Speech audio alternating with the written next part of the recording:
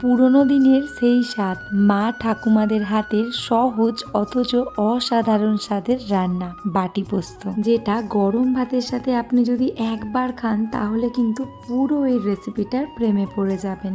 এতটাই সহজ আর কিছু সাধারণ উপকরণ দিয়ে হয়, এটা কিন্তু যে কেউ খুব সহজভাবে বানিয়ে নিতে পারবে। এই জেনারেশনে দাঁড়িয়ে আমরা অনেক কিছু নতুন নতুন রেসিপি শিখছি বা জানছি, বানাচ্ছি, কিন্তু যখন পুরোনো দিনের সেই সহজ সিম্পল রান্নাগুলি সামনে আসে মনে হয় আসল স্বাদটা তো এখানেই লুকিয়ে আছে। আজকের এই পুরোনো দিনের রেসিপিটা আমি আমাদের বাড়ির সব থেকে বড় মানুষ মানে আমার গুরুজন তার কাছ থেকে শিখেছি।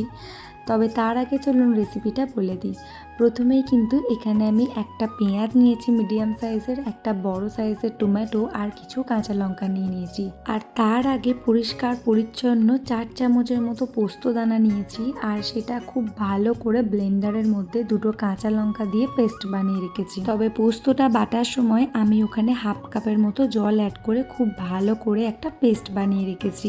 অনেক সময় কিন্তু অল্প পরিমাণের পোস্ত ব্লেন্ডারের মধ্যে খুব মিহিভাবে বাটা যায় না, তবে তার জন্য একটা দারুণ উপায় আছে। আপনারা কিন্তু পোস্তটা আগে থেকেই ব্লেন্ডারে শুকনো বেটে নেবেন, তারপর জলটা দিয়ে আবারও খুব ভালো করে পেস্ট করে নেবেন।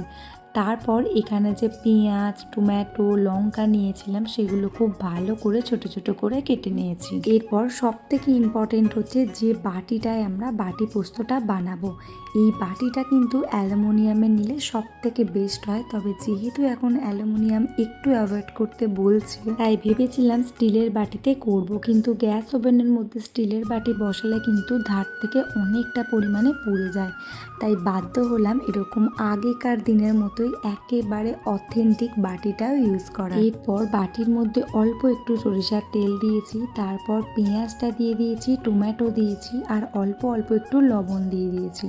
তার উপরে বেটে রাখা পোস্তর পেস্ট দিয়ে দিয়েছি আর উপরে কিছুটা কাঁচা লঙ্কা, কিছু শুকনো লঙ্কা দিয়েছি। এরপর একেবারে লো হিটে 5 থেকে 6 মিনিট ঢাকা চাপা দিয়ে পুরোপুরি রেখে দিতে হবে। 5 থেকে 6 মিনিট পর খুলে দেখবেন অনেকটা কিন্তু ফুলে গেছে আর ধারগুলো একটু পোড়া পোড়া হয়ে গেছে। তার সাথে সাথে এত সুন্দর একটা স্মেল ছাড়বে, আপনি ওখানেই মুগ্ধ হয়ে যাবেন। তারপর একেবারে গরম গরম ভাতের সাথে সার্ভ করুন বাটি পোস্ত। উপরে অল্প একটু কাঁচা সরিষার তেল দিয়ে দিলে জাস্ট জমে যাবে। আজকে আমি দুধের স্বর আমন চালের ভাত দিয়ে এই বাটি পোস্তটা খেয়েছি, জাস্ট অসাধারণ লেগেছে। আপনারা একবার ট্রাই করবেন। সাধারণ রান্না কিন্তু অসাধারণ অনুভূতি। আজকের এই সুন্দর পুরনো রান্নাটা আমি আমাদের বাড়ির বড় মার কাছ থেকে শিখেছি। ভালো লাগলে সাবস্ক্রাইব করে আমার পাশে থাকবেন। ধন্যবাদ।